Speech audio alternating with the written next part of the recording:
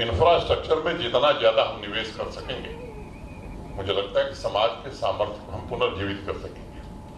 वर्तमान में जो कदम उठाए जाएंगे उससे भविष्य का निर्माण होगा। प्रशासन, इंटेलिजेंसिया और इंडस्ट्री, इसमें कैसे बेहतर तालमेल बने। हेनरी फोर्ड का एक बड़ा प्रसिद्ध स्टेटमेंट है, if everyone is moving forward together then success takes care of itself. और इसलिए सबको मिल करके सब कुछ सरकार के भरोसे छोड़ देने से भी मुझे लगता है कि चीजें नहीं हो सकती है। एक और सेक्टर है, इसकी चर्चा मैं करना चाहूंगा।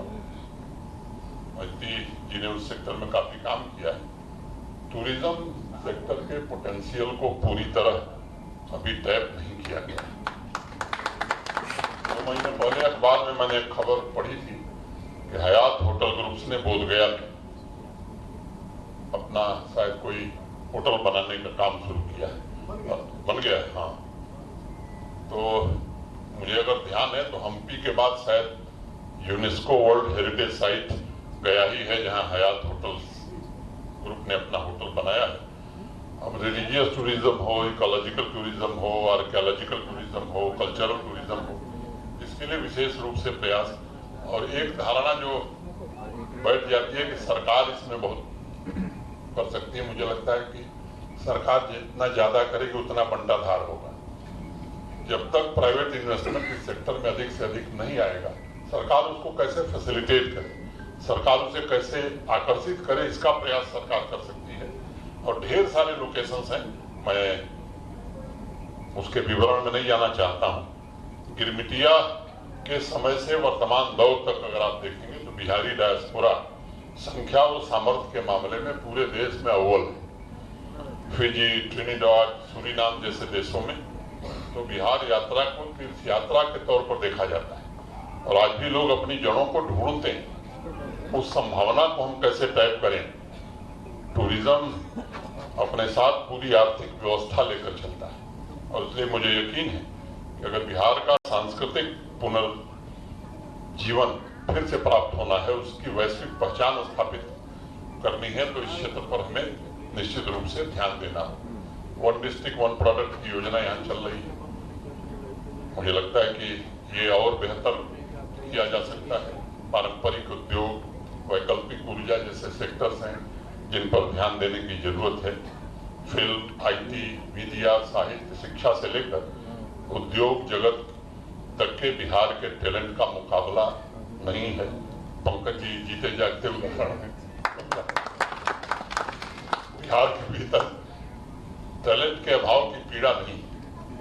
ये लिक्विड नेटवर्क निश्चित रूप से इसे दूर करेगा।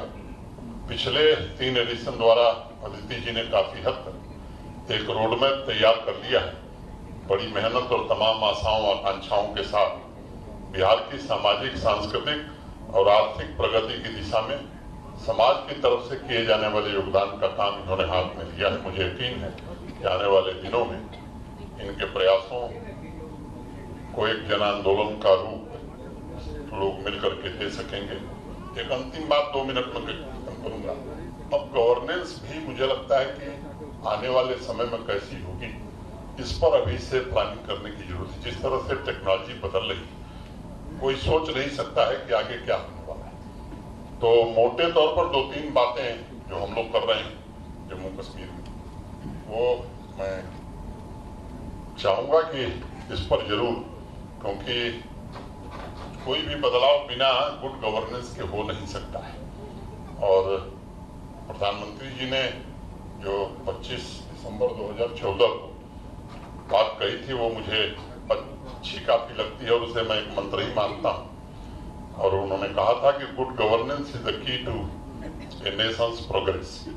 Citizens first is our mantra, our motto and our guiding principle. Government process re-engineering is yet another important measure. I strongly believe that technology is an empowering tool for the citizen and accountability medium for the government. Digital India aims to transform the country into a digitally empowered society and knowledge economy. 2023 में BRICS के सम्मेलन में इस बात को प्रधानमंत्री जी ने बलपूर्वक कहा है। और मुझे लगता है कि फ्यूचर रेडी गवर्नेंस कैसी होगी, मैं केवल संक्षेप में 3 टर्म और 2 वर्ड यूज करूंगा। कुल 3 टर्म 2 वर्ड के कुल 6 word. Future driven, tech assisted, human centric. ये गवर्नेंस हम कैसे स्थापित कर सकते हैं, इस पर विवरण में नहीं जाना चाहता हूँ, काफी समय ले लिया मैंने।